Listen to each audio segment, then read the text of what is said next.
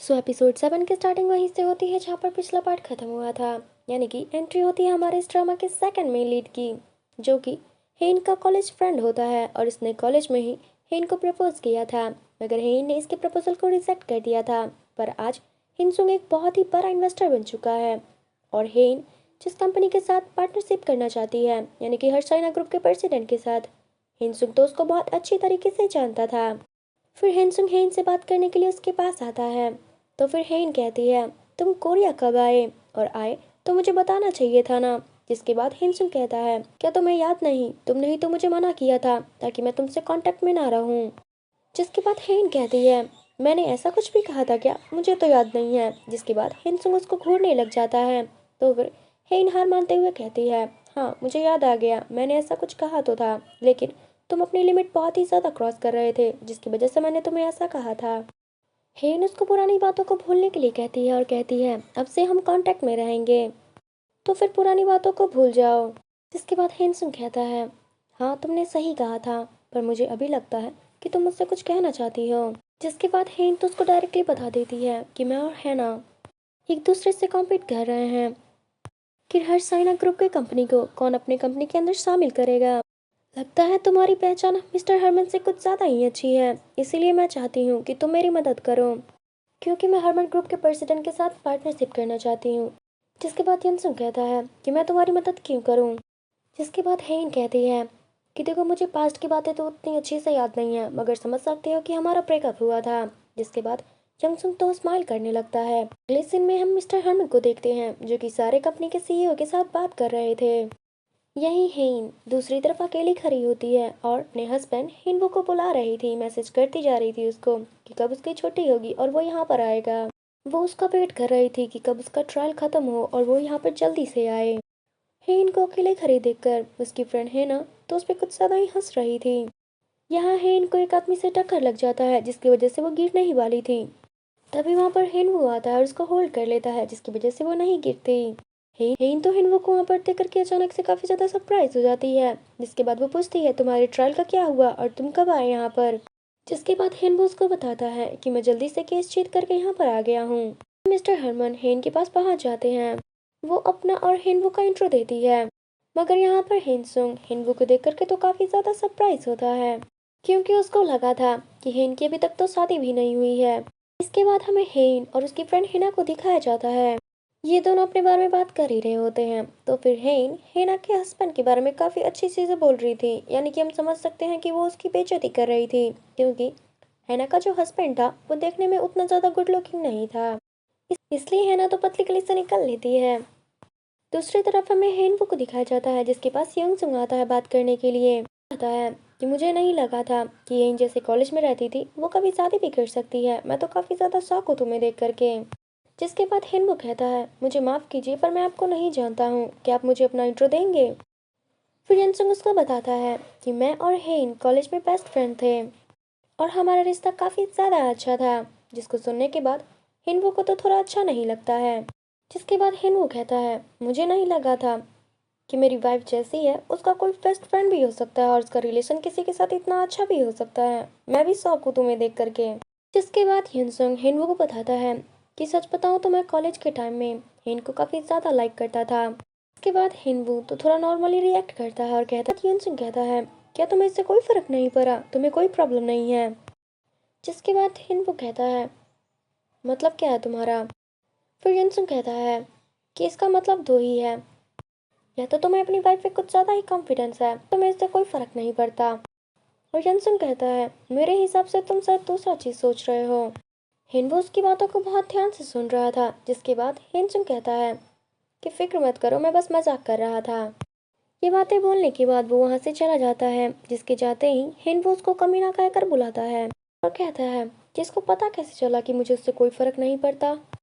हिनफू तो यंसुंग की बातें सुनने के बाद काफी ज्यादा गुस्सा होता है और कहता है, अगर तुझे वो उतनी ज्यादा ही पसंद थी तो तूने उससे शादी क्यों नहीं किया।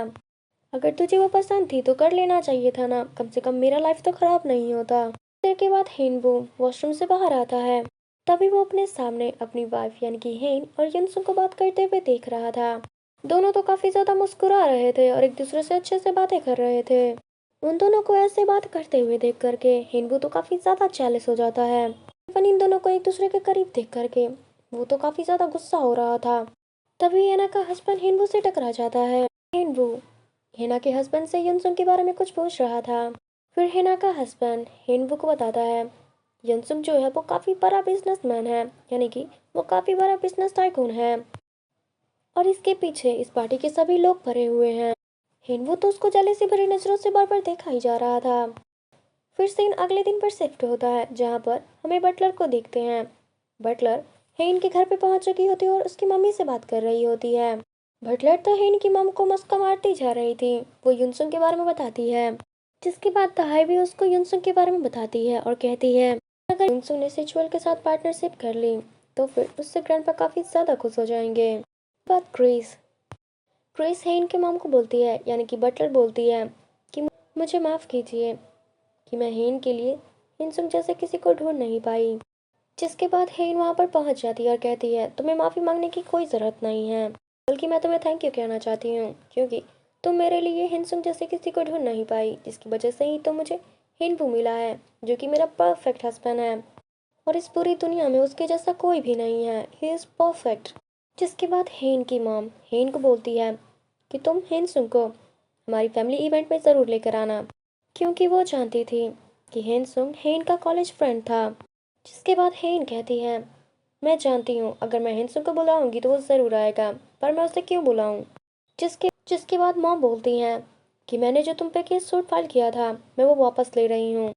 जिसके बाद हेन तो मान जाती है क्योंकि उसको वो पूरी प्रॉपर्टी मिलने वाली जो थी, जो कि उसकी मॉम ने केस करके उससे लेना चाहा था। फिर हमें अगले दिन का सीन दिखाया जाता है जहाँ पर पूरी हैंग फैमिली हेलीकॉप्टर में बैठ करके एक माउंटेन में आती है हंटिंग करने के लिए। हेन हनसंग और हिनवू एक ही हेलीकॉप्टर में आ रहे होते हैं जहाँ पर हिनवू देखता है कि उसकी वाइफ और हिनसुंग काफ़ी ज़्यादा एक दूसरे के क्लोज हैं और काफ़ी ज़्यादा बातें कर रहे थे। वो तो काफ़ी ज़्यादा जेलसी हो रहा था। दूसरी तरफ हमें दिखाया जाता है जहाँ पर पूरी हंग फैमिली उस माउंटेन पर पहुँच चुकी थी और ये उनका ही लैंड था, क्योंकि हंग फैमिली ने इस पूरे लैंड को ही खरीद लिया था और वो हर साल इस माउंटेन पे आते हैं हंटिंग करने के लिए, जो बेसिकली इनकी फैमिली के बीच एक कॉम्पिटिशन होता है। लैंडिंग के बाद सभी लोग अपने पार्टनर के साथ हंटिंग करने के लिए जाते हैं, मगर बेचारा हिनवू तो अकेला ही रह जाता है क्योंकि हेन तो हिनसुंग के साथ जा रही थी, जो देखने के बाद हमारे हिनवू को तो बिल्कुल भी अच्छा नहीं लगता है। इसके बाद सभी लोगों को नक्शा दिया जाता है और शिकार के लिए गन्स वगैरह वगैरह दिया जाता है। फिर सभी लोगों को डिवाइड करने के बाद ग्रैंडपा सभी लोगों को इंस्ट्रक्शन देते हैं कि कैसे कहाँ पर जाना है और जो भी सबसे ज़्यादा शिकार करेगा वही जीतेगा। पर उन सबको जंगली सुअर से संभल कर रहने की ज़रूरत है क्योंकि जंगली सुअर का एरिया अलग है और फेंसिंग दिया गया है। फिर भी सभी लोगों को सावधान रहने के लिए कहा जाता है। सभी लोग अपने अपने नक्शे के साथ अपने हिसाब से टेरिटरी में चले जाते हैं। हेनवू और हेन एक टीम में होते हैं। जिसके बाद हेन कहती है इस बार तो एक शिकार कर ही लो, सालों में तुमने एक भी शिकार नहीं पकड़ा है। जिसके हेनवू हेन से पूछता है कि हमें शिकार करना ज़रूरी है क्या और ग्रैंडपा को क्या शौक है हमें शिकार पर लाने का। जिसके बाद हेन कहती है कि ग्रैंडपा देखना चाहते हैं कि कौन कितना काबिल है, वो हमारा टेस्ट लेते हैं। ऐसा करने पर वो देखना चाहते हैं कि कौन अपना ज़्यादा दिमाग लगा करके ज़्यादा शिकार करता है और अपनी काबिलियत साबित करता है। मुझे इस बार भी सबसे ज़्यादा शिकार पकड़ने हैं, इसीलिए काम पर लग जाओ। इससे हमें पता चलता है कि हेन ही सबसे ज़्यादा शिकार करती है हर साल, इसीलिए ग्रैंडपा उसको बहुत ज़्यादा मानते हैं। दूसरी तरफ हमें ग्रीस यानी कि बटलर को देखते हैं जो कि नक्शे में देख करके किसी से बात कर रही होती है। फोन करने वाला पर्सन कहता है कि सब रेडी है यहाँ पर। इसी के तुरंत बाद हम देखते हैं कि जंगली सुअर के लिए जो इलाका बंद किया गया था, यानी कि जो फेंसिंग बंद था, वो एक जगह पर खुला हुआ था और हेन उसी इलाके के पास हंटिंग कर रही थी। इसी चीज के चक्कर में हेन और हेनवू एक दूसरे से अलग हो गए थे। हेनवू हेन को ढूंढता हुआ उसको आवाज लगाने की कोशिश कर रहा था, उसको कॉल भी करता है बट कॉल नहीं लगता है क्योंकि यहाँ पर नेटवर्क का प्रॉब्लम था। तभी हेनवू को कुछ आवाज आती है और वो अपनी गन लेकर के पॉइंट करता हुआ आगे बढ़ता है। तभी वो अपने सामने हिनसुंग को आता हुआ देखता है, जिसकी वजह से वो गन नीचे कर लेता है और बोलता है तुम जरा सा पॉइंट से बच गए हो, और वैसे भी तुम हमारे इलाके में क्या कर रहे हो, तुम्हें अपने टेरिटरी के अंदर ही शिकार करना चाहिए, अगर ऐसा नहीं करोगे तो कभी भी कुछ भी अनहोनी हो सकता है। तभी हिनसुंग एक शिकार देखता है, जिसके बाद वो गोली चलाने के लिए जाता है, मगर हिनवू तो हवा में फायर करता है, जिसकी वजह से वो जानवर भाग जाता है वहां पर से। जिसके बाद हेनवू बोलता है दूसरे के इलाके में शिकार नहीं करना चाहिए।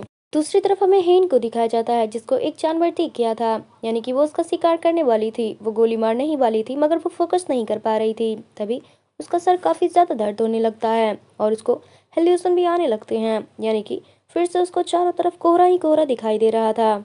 जिसके बाद तो वो बहुत ही ज्यादा घबरा जाती है और उसके हाथ से गन भी छूट जाता है। वो डरते हुए आगे जाने लगती है। वो अपने आप को इसी हेल्यूसन से बाहर आने को कहती है मगर उसके दिमाग से तो ये सारी चीजें जा ही नहीं रहा था। अचानक से उसे कुछ आवाज सुनाई देने लगती है। बहुत ही अजीब सी चीज बहुत तेजी से उसके पास आने लगती है। उसके दिमाग में कुछ फ्लैश सा होने लगता है। वो हमें दिखा जाता कि कोई पानी में डूब रहा था जिसका हाथ पकड़ करके वो खींचने की कोशिश कर रही थी। अगले ही पल वो देखती है कि उसके सामने एक स्कूल की लड़की खड़ी होती है। तभी उसको हिनवू की आवाज अचानक से सुनाई देने लगती है। वे कोई बहुत तेजी से आवाज उसकी तरफ आने लगता है। तभी वो अचानक से इन ख्यालों की दुनिया से बाहर आ जाती है और अपने सामने एक बहुत ही तेजी से आ रहे सुअर को देखती है। लेकिन मगर कुछ होने से पहले ही हेनबू उसके सामने आ जाता है और उसको गोली मार करके उसको मार देता है। इधर हेन तो काफी ज्यादा डर गई थी मगर जब वो हेनबू को अपने सामने देखती है तो उसको सांस में सांस आता है। इसी के साथ आज का हमारा एपिसोड 7 खत्म होता है मगर एपिसोड के लास्ट में हमें 3 साल पहले का एक सीन दिखाया जाता है जब हेनबू को पता चला था हेन के असली बारे में। जिसके बाद अपने जॉब से रिजाइन देने के बाद अपने होम टाउन वापस आ गया था अपने मॉम डैड के पास। वो हेन को बहुत ज्यादा मिस कर रहा था। जब उसकी फैमिली को इस बारे में पता चलता है तो वो लोग तो काफी ज्यादा शॉक होते हैं। वो लोग बोल रहे थे कि हमें नहीं पता था कि होने वाली डॉटर इन लॉ इतनी ज्यादा अमीर होगी। हेनबू कहता है मुझे भी नहीं पता था कि मैं जिस भोली इंटर्न से प्यार करता था वो तो इतनी रिच निकलेगी और वो इतनी ज्यादा पॉपुलर होगी। मैं यहाँ पर चला तो आया हूँ मगर हर वक्त मुझे उसका ही ख्याल आता है। मुझे उसकी फिक्र सताती रहती है कि वो अभी कैसी होगी, क्या कर रही होगी। मुझे डर है कि कहीं वो फिर से किसी चीज़ को बहुत तेजी से लात मार रही होगी। कहीं फिर से उसे कोई सुपीरियर डांट तो नहीं रहा होगा क्योंकि ऑफिस में किसी को भी उसकी असली आइडेंटिटी के बारे में पता नहीं है। मैं किसी टेस्टी चीज़ को खाता हूँ तो मुझे उसकी याद आती है। उसकी वजह से मैं बहुत ज़्यादा डिप्रेशन फील कर रहा हूँ। तभी मॉम आकर कहती हैं कि तू फिक्र मत कर, उससे शादी कर ले। अगर तू सच में उससे इतना ज़्यादा प्यार करता है तो साले हमारी फुल परमिशन है। इसके बाद हेनबू थोड़ा शांत होता है और कहता है ठीक है, मैं शादी करूँगा और हमेशा उसे प्रोटेक्ट करूँगा। उसे कभी भी रोने नहीं दूंगा, उसका बहुत ख्याल रखूँगा, मैं उसे हर वक्त खुश रखूँगा। इसी के साथ ही ये बोनस पार्ट भी खत्म होता है। आई होप कि आपको वीडियो काफ़ी अच्छा लगा हो। तो फिर नेक्स्ट वीडियो का इंतज़ार करें। अगर आपको वीडियो अच्छा लगा है तो please like comment share subscribe ज़रूर करें।